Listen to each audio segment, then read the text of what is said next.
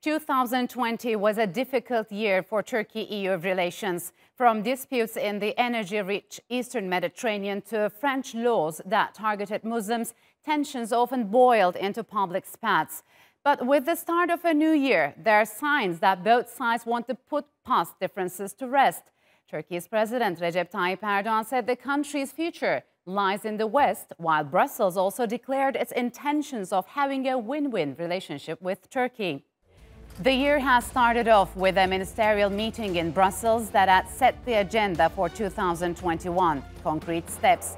That's what Turkey's Foreign Minister Mevlut Çavuşoğlu said was needed to maintain a positive path for relations.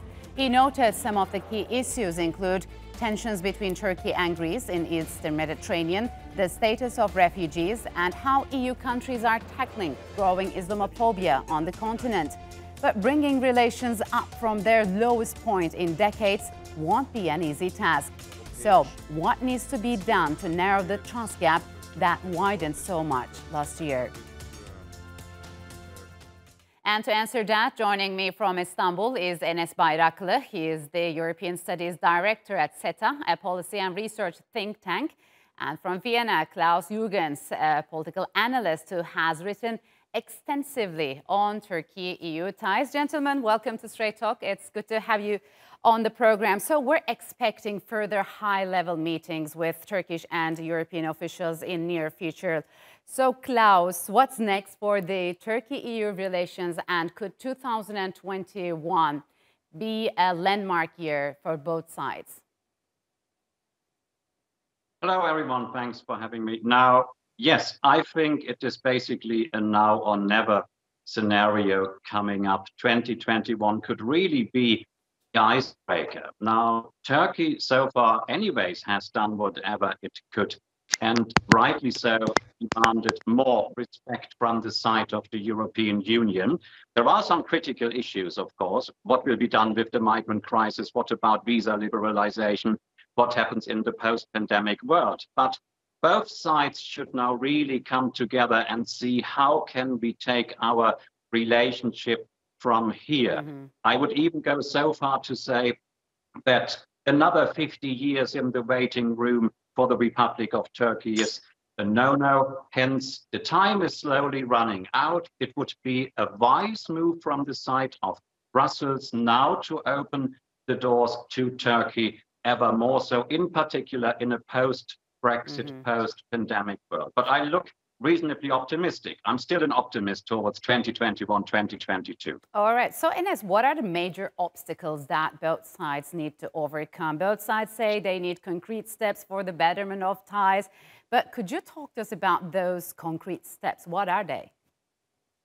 I mean, there are many issues, between the European Union and Turkey.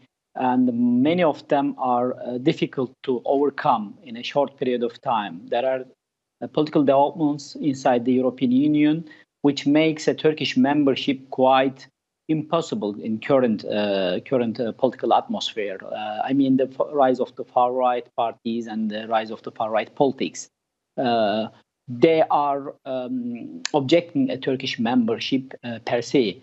And on the other hand, of course, both actors are interdependent on different fields, and that makes it that force both of the actors to cooperate in different fields. So there are certain areas that this cooperation can be deepened, and I think they have to focus on those areas rather than focusing on the problematic areas and areas which are very difficult to solve in a but what areas are not problematic?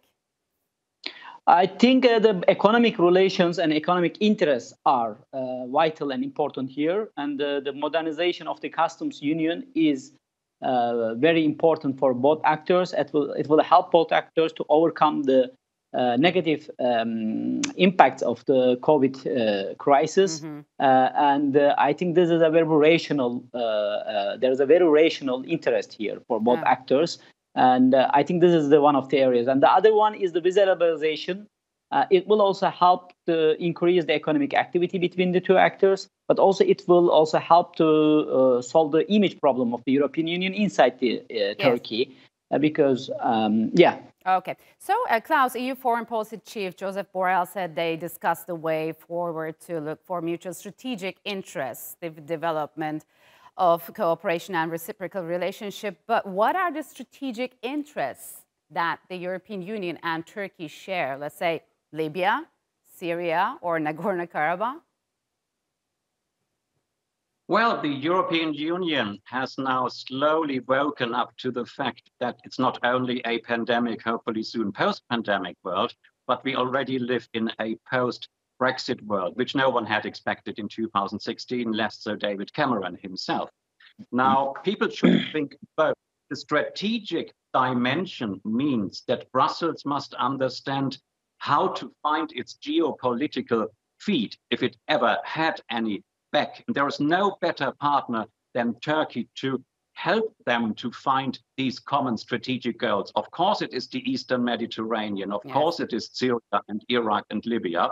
And I think listening a little bit to Ankara's experience would help Brussels. I'm not only pointing finger towards Brussels, of course not, but I think we need to think both. There is the economy, there is travel, there is the visa question, there is the migrant situation, but Turkey has so much grown in stature over the past 10, 20 years. It has basically adopted a 360 degrees foreign policy. The EU, more or less, is still not the international actor it wants to be.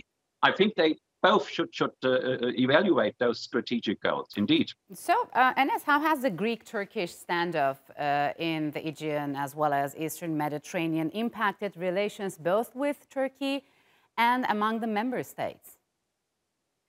This is a very complicated problem that Turkey and Greece have in the Eastern Mediterranean, but also in the Aegean Sea, and it's difficult to solve. However, because Greece is part of the member of the European Union, unfortunately, the European Union has become the part of the problem rather than being helping solve this problem.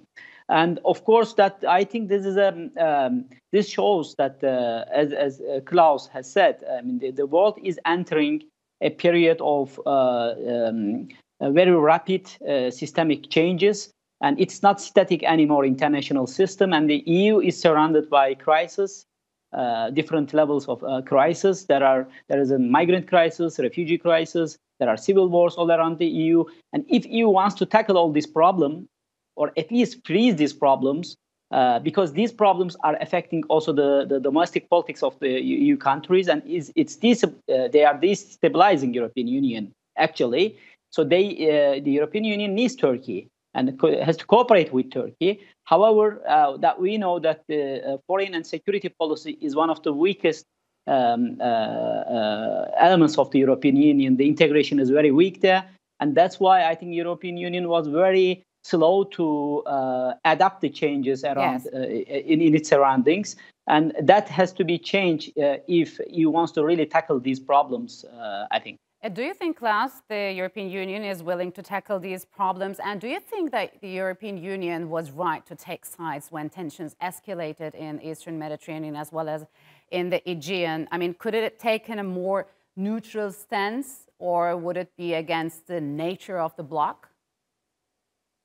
No, we have to remember that Turkey is a candidate country to the European Union and a member of the customs union, and Greece is a member of the European Union, of course. Hence, Brussels should have been much better advised to not take sides unilaterally, but try to mediate, become a real partner, both for Ankara and Athens. And of course, there is the Cyprus issue as well. You have to listen to all sides and then bring them at the table, but not unilaterally saying, we are considering sanctions towards Turkey. We side with Athens only, and we don't want to be seen to actually have a dialogue. This was completely wrong. But as we say in the English language, bygone is bygone. Now it's a new year. Maybe it's a new beginning. I never give up hope. But it was wrong. Yeah, so, but on the other hand, Enes, there's France which championed this anti-Turkey bloc when tensions rose in the region. So do you believe ties are mendable between Turkey and France? And what do you make of the exchange of letters between Erdogan and Macron? Of course, it is amendable, and if both actors act rationally, and there are many areas that they can cooperate. And of course, also France has seen that it hasn't gained much from this tension between Turkey and France, especially in the sphere of the foreign policy. In Libya, in Nagorno-Karabakh, and in Syria, France has lost this, let's say, struggle with Turkey, because in those areas, France has seen that Turkey is ready to take action and put boots on the ground to secure its national interests, but also stabilize those regions. And of course, France has lost a lot from this, and now I think it's recalibrating its foreign policy towards Turkey. All right. So, Klaus, how do you think the new U.S. administration would approach to the transatlantic relations? And do you believe that with Biden administration, the European Union could adopt a more unified vision towards international hotspots? Well, this is a very tricky question for me. Now, I have commented, of course, on Donald Trump previously before the hilarious, ludicrous, dangerous domestic terror scenario, as we all call it by now. Now, frankly speaking, that was 2,000 steps too far. I am not yet entirely certain whether the Joe Biden administration will immediately embrace the value and the contributions of Turkey. We only have to take a look at the intended and new Secretary of State. The first comments were already, again, a kind of negativity towards Turkey. I think it is not impossible, but we should not expect a miracle, if I may say this in all modesty. It takes probably some time between civil society, the business communities, political leaders, the media, everyone, to find out where are the common objectives and how can we work more closely together. As you mentioned, the EU as well. I think the EU for the time being gives Joe Biden 100% the benefit of the doubt. There was this huge anti-Trump sentiment. Now, let's see how he will tackle and approach his first 100 days. But as I've said, not necessarily expecting miracles. Yeah. So, Enes, from what you've said earlier, will we see a fully engaged Turkey-EU in 2021?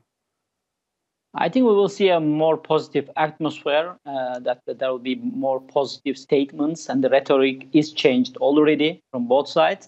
And I hope, and that will lead to further, steps, positive steps in different fields that will benefit to both actors. And the first thing comes to mind is the modernization of the customs union. And then that will lead to, I think, further positive developments in other fields. So we shouldn't expect that the dramatic change in all fields, but I think in certain areas there will be a more positive developments. All right, gentlemen, unfortunately, we'll have to leave it here. Thank you very much for joining us on Straight Talk. Thank you. Thank you.